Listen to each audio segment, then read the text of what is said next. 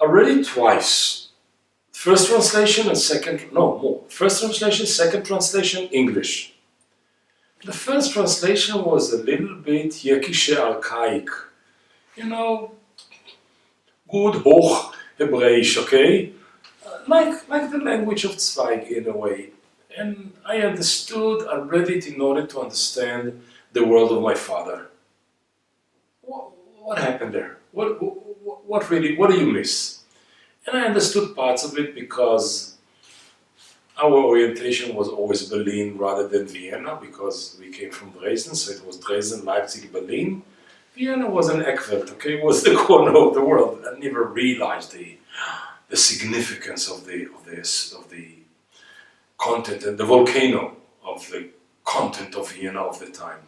Second time it was translated recently, a decade ago, 15 years ago, in a much more updated language. And I read it, and already the European project is out, and the European Union exists, and the euro is the currency, and you travel from place to place with no custom and no border, and you see a dream comes true. And many, many times when I read the book and I quote from the book and stole ideas from the book, I said to myself, wow, it was not a eulogy, it was a prophecy. Because on one hand he eulogizes and he's sorry and he's sad for the beauty that could have been. The beauty of a bourgeois Jew who had a well-off life and never suffered too much, okay? I understand this privileged position of his, but on the other hand, the vision of a world post-wars, a world post-conflict, even post-chauvinist nationalism was a prophecy. So in a way, for a person like me, to read the world of yesterday is to understand the world of tomorrow.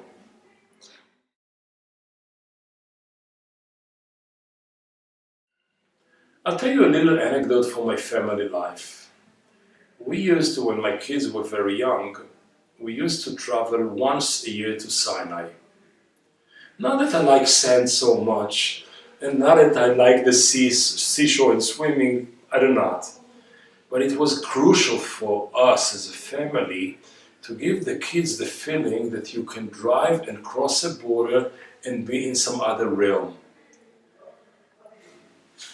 When I go nowadays to Europe, I see the difficulties, and I see the challenges, and I see the fears and the concerns, and even the exhaustion of the continent.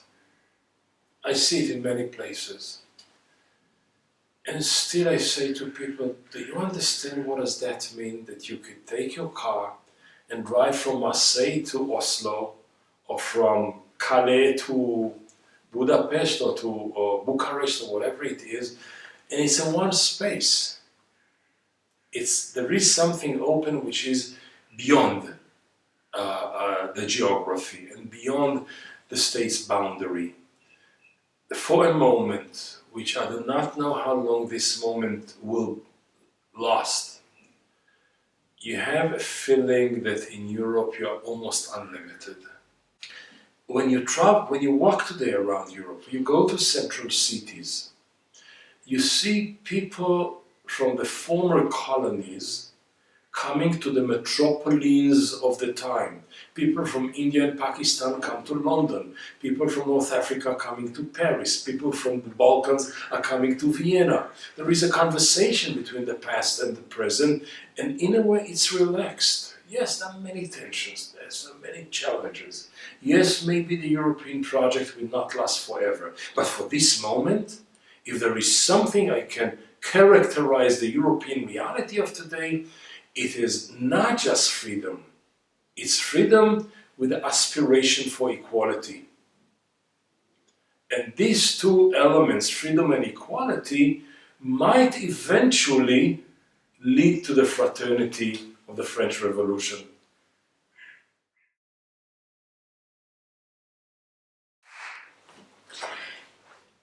No doubt Zweig was not an observant Orthodox or ultra-Orthodox Jew the way we know him today.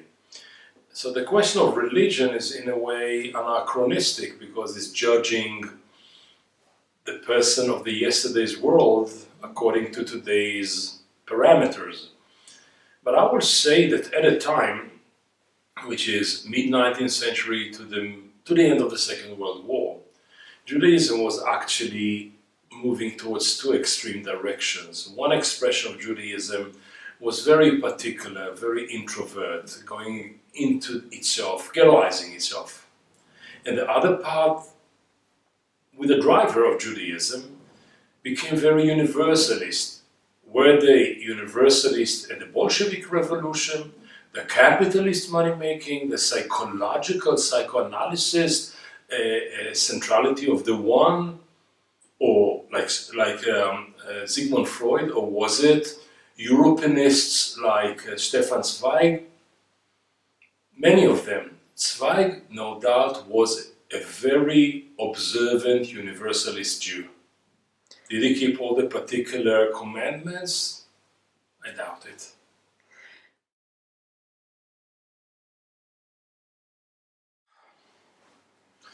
Let's take a moment. The Nazis are already on. Stefan Zweig is a known Jew, and I think that since 30-something, 33, his books are forbidden or boycotted or even burned in Germany. But he, under these circumstances, writes librettos for Strauss's operas. So who is this Zweig who writes for a Nazi opera Kapellmeister or Opermeister? What's going on in this relationship? On one hand you can say, well, Strauss knew his qualities, he's the magician of words. But on the other hand, in a way, Zweig was the enemy of Hitler because he stood exactly for an alternative concept of Europe than Hitler. Hitler spoke about 1,000 years of the Reich of the 1,000 years, which was actually ein Volk, ein Reich, ein Führer. And Zweig said, no, it's Europe of all of the Europeans, Europe of all its communities, Jews included, others included. It's a different concept of Europe. And in a way, the battlegrounds of the Second World War were the battleground over what kind of Europe will be born out of the war and atrocities of the war. The one of Hitler or the one of Zweig. And from my point of view, Zweig offered Europe an early European Union from a very, very Jewish universalist departure point.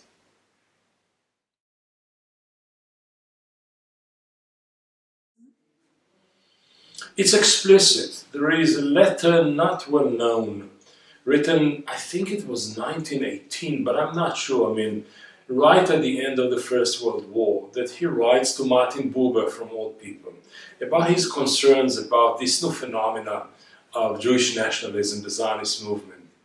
And he says, almost explicitly, he says, listen, if this is where the Zionist movement is taking us, give me exile. With all the difficulties and all the burdens and all the pains and all the prices that we pay for being exiled, I still prefer it over the moral price tags of the nationalist idea and the nationalist movement.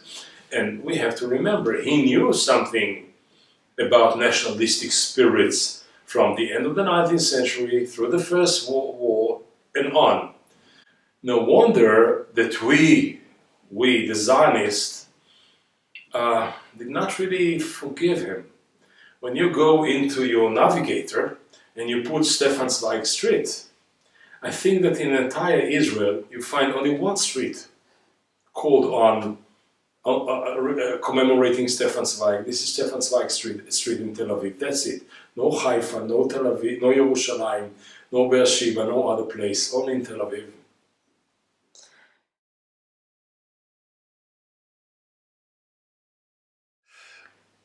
There is one element which is alien for me. How do you commit suicide because a political reality?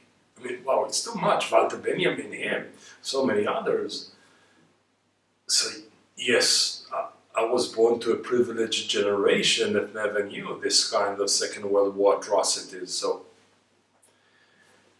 And I cannot compare anything I experienced in my life to the demolition and the destruction of his beloved Europe. He was devoted to the concept of this new Europe coming out of the collapse of the Habsburg and the Austro-Hungarian empires and others. And it collapsed under the boots of crashed under the boots of the Nazis. So I understand the despair. But then I was at the Hendenplatz. It was the day of the liberation from the occupation of the Nazis. And I was sitting at the very, very, very, very far end of the Platz. And on the balcony there was a beautiful orchestra and the mayor, and Vienna is rot. So it's a good color, okay? And you know it's the same balcony of the Anschluss. I mean, you know the history of the place. So here is the balcony, and here I am. And in between us there's something like 100,000 people. And I look around at the people and I see handicapped that Hitler wanted to kill. And I see gays. And I see Catholic clergymen with the explicit white collar, and I see Turkish immigrants with scarfed women, and I see ultra-Orthodox Jews, and I see all of these people, and I say, wow, look what happened, what's going on here? We are, 7 decades, 8 decades after the Anschluss and the horrific philosophy of the race of Hitlerism and Nazism, and we celebrate the redemption and the redemption and the release from the grip of this racist philosophy. So we won. Hey Zweig, why did you commit suicide? You have to have a little bit more patience and see your dream happens in your beloved Vienna. Now when you walk today the streets of Vienna, I know Vienna hides so many things, and there's so many facades. And there's so many show-offs, okay? And there's so many buried skeletons, okay? I know some of them. Still, it's a right city. You walk the street and you feel parts of what might be of our life if every city and every town and every family and every church and every synagogue and every mosque would have been a little bit of Viennese, a little bit of Zweig. So I was sitting there at the end of the Platz and said to myself, oh, Mr. Zweig, it was too harsh. You had to wait a couple of more years.